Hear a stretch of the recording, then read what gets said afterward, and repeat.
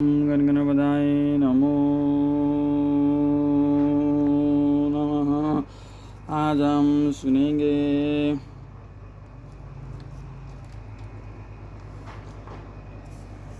परशुराम जी के तेजहीन होने तथा पुनः तेज प्राप्त करने का प्रसंग।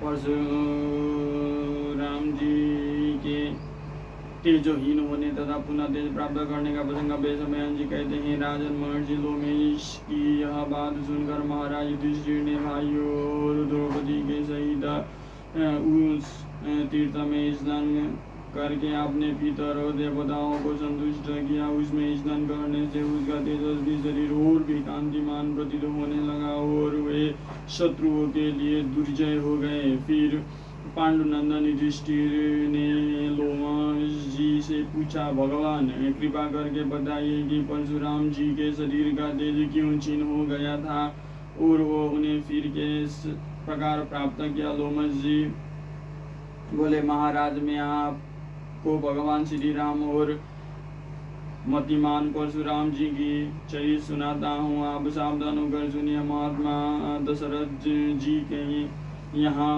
पुत्र रूप से स्वयं भगवान विष्णु ने ही रावण के वध के लिए राम अवतार धारण किया था। दशरथ नंदन श्री राम ने बाल्यकाल में ही अनेकों अद्भुत पराक्रम किए थे। उनका सुयश सुनकर रेणुका शुभन भृगुवर्य परशुराम जी को बड़ा कुतूहल हुआ और वे अपना क्षत्रिय का संहार करने वाला दिव्य धनुष ले उनके पराक्रम की परीक्षा लेने के लिए अयोध्यापुरी में आए। जब दशरथ जी ने उनका आगमन का समाचार सुना तो उन्होंने राजकुमार राम को सबके आगे रखकर अपने राज्य की सीमा पर भेजा। राजा जी राम जी को प्रसन्न बंधन और शास्त्र से सुसज्जित देव परशुराम जी ने कहा, राजकुमार मेरा यह धनुष काल के समान कराल है, यदि तुम में बल हो तो इसे चढ़ाओ। तब रामचंद्र ने परशुराम जी के हाथ से वो दिव्य धनुष ले लिया और खेलन ही में उसे चढ़ा दिया। फिर मुस्कुराते हुए उसकी प्रशंसा का टंकार किया। उसके शब्द से समस्त प्राणी ऐसे भयभीत हो गए मानो उन पर वज्र टूट पड़ा हो। इसके पश्चात उन्होंने परशुराम जी से कहा, ब्राह्मण लीजिए, आपका धनुष तो चढ़ा दिया, आप और क्या सेवा करो। अब परशुराम जी ने उन्हें एक दिव्य बाण देकर कहा कि इसे धनुष पर रखकर उसे कान तक खींच कर दिखाओ। यह सुनकर श्री रामचंद्र ने कहा, भृगुनंदन आप बड़े अभिमानी जान पड़ते हैं, मैं आपकी बातें सुनकर भी अनसुनी कर रहा हूँ।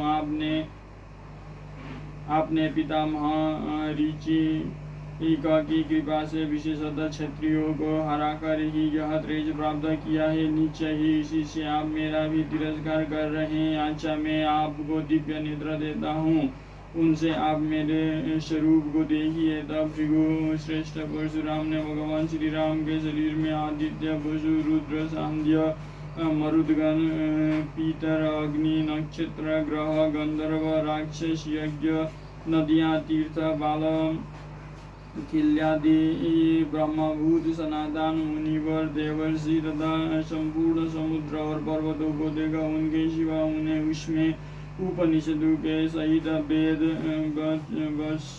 टकार और यज्ञादि के सहित सजीव श्रुतियाँ और धनुर्वेद तथा मेष, वर्षा और विद्युत भी दिखाई दिए। फिर भगवान श्री राम ने वो बाण छोड़ा तो बड़ी बड़ी लपटों के सहित सूखा वज्रपात होने लगा। सारा भूमंडल धूल वर्षा और मेघ वर्षा से छा गया। पृथ्वी कांपने लगी तथा सर्वत्र भीषण आघात और भयंकर शब्द होने लगा।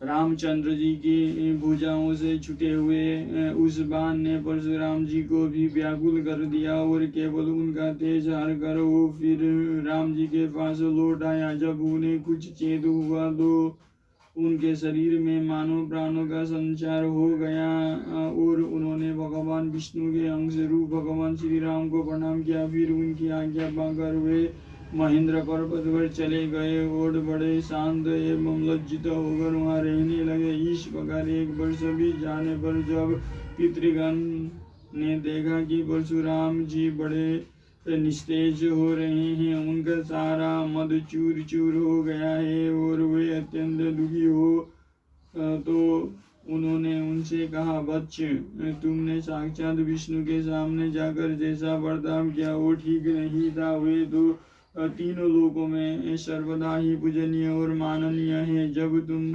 जाकर वधु सरकृत नाम की पवित्र नदी में स्नान करो। सत्ययुग में तुम्हारे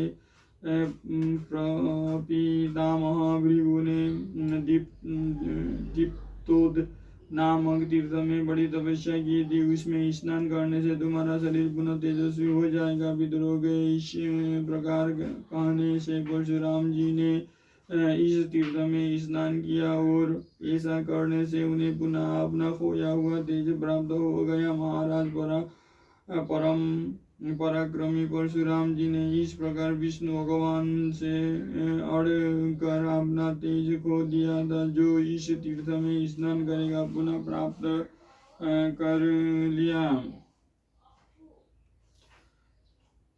विप्रवध और अगस्त्य जी के समुद्र शोषण का वृत्तांत अगले अध्याय में पढ़ेंगे।